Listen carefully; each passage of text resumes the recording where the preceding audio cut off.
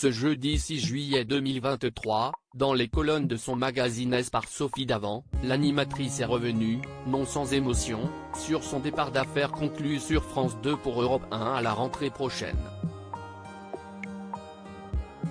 Une décision prise après de nombreuses nuits blanches.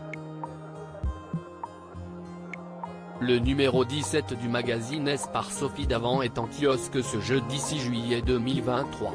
Et la principale intéressée, restée très proche de son ex-mari Pierre Sled, y est bien sûr revenue sur son actualité brûlante, à savoir son départ de France 2 pour Europe 1 à la rentrée. Moi qui imaginais volontiers mon avenir plutôt à la radio, j'étais aux anges. Seul petit bémol, et ce n'est pas un détail, les 2 heures en question correspondent pile aux heures de diffusion d'affaires conclues. Elle continue, difficile de tout faire entrer sans augmenter les jours de tournage et engendrer des coûts de production supplémentaires, alors que la période impose des économies. La direction de France Télévisions a tranché, impossible d'être à la télé et à la radio à la même heure.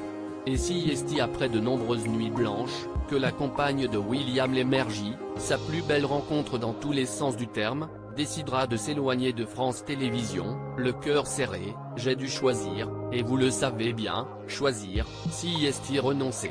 Il y a quelques semaines, si est au micro de sa propre émission sur M Radio, à laquelle elle prêtait sa voix pour une ultime émission, que Sophie Davant s'était ouverte pour la première fois sur son départ prochain, au profit de Julia Vignali. Si est vrai que j'ai pris une décision lourde, courageuse je crois, et certainement difficile de changer de route et de défi professionnel au bout de 6 ans d'affaires conclues, une émission qui est entrée dans le cœur des Français.